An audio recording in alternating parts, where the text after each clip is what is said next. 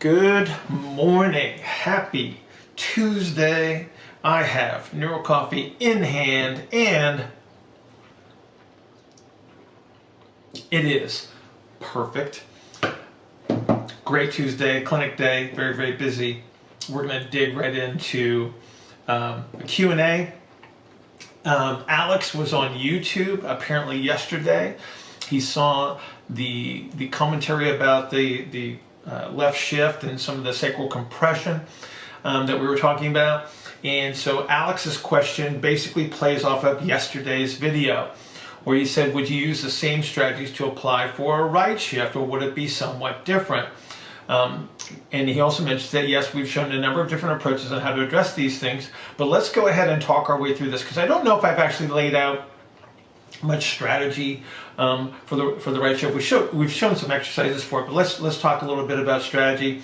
But let's build this thing from how we get from this left shifted orientation to the right shifted orientation, because it does tend to be a little bit of a progressive kind of a thing. So when we talk about the left shift, like we talked about yesterday, remember that we're going to start with a left sacral base compression. So we're going to be compressed here. It's going to push the sacrum, so it's going to be oriented to the right. Now we're still going to have some expansion in this left posterior area. So these will be typically people that will have a decent straight leg raise.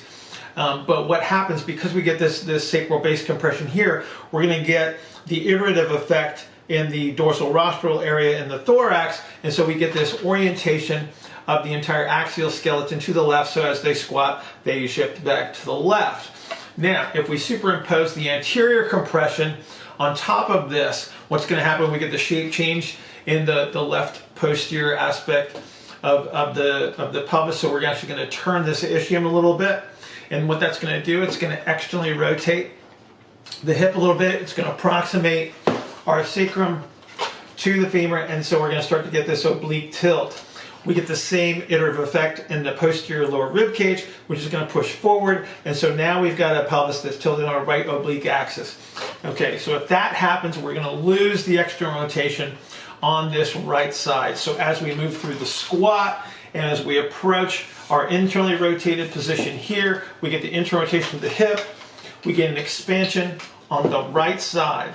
So we're going to get this expansion between the sacrum and the ischium here. We're going to follow that expansion, so now we've got a squat with a right shift. Okay, so that's how we get to the right shift. Now, we got to start thinking strategy here.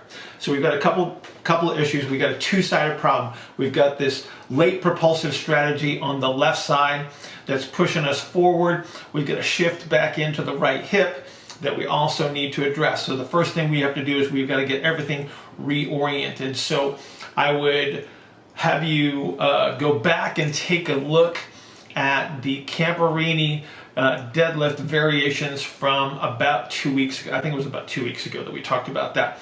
So what you're going to do is you're going to use a contralateral load. You're going to elevate the left heel. We're going to try to get you back to that early propulsive strategy on the left side. So we've got to get the sacrum and the pelvis to reorient to the left, number one. Once you recapture your hip internal rotation and your straight leg raise on that left side, then you're going to want to switch and you're going to use the ipsilateral load, because now what you got to do is we're going to address this right side stuff. So we're going to use the right side to push back into the left side to hold back that propulsive strategy. So this is right foot forward stuff. So your Camperini deadlift is going to be right foot forward with the load on the left. We can move into some split stance variations at this point as well. Again, right foot forward. So if we wanted to use, say, a split squat with an ipsilateral load, so when I say ipsilateral, it'll be a right hand load with the right foot forward. So this is somebody that is working their way out of a cut, if you will. So by loading on the right side, we're going to emphasize the right hip external rotation to push us back into the left, maintain that left internal rotation, and delay that left propulsive strategy. We can also use a right foot forward split squat with a left cable load.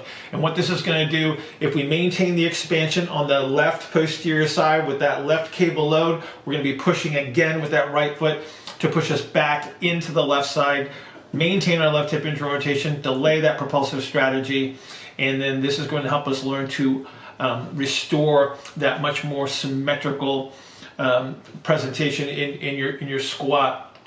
I think that I've also have a video up here on one of the two simple videos where we used the offset left heel elevated left cable loaded squat variation. So this is going to get you into the deeper aspects of your squat and also help you maintain the ability to offset that left propulsive strategy that you're going to need to delay to make sure that you can maintain your symmetrical squat and not shift to the right. So Alex, I hope this gives you some strategy in regards to the right shift.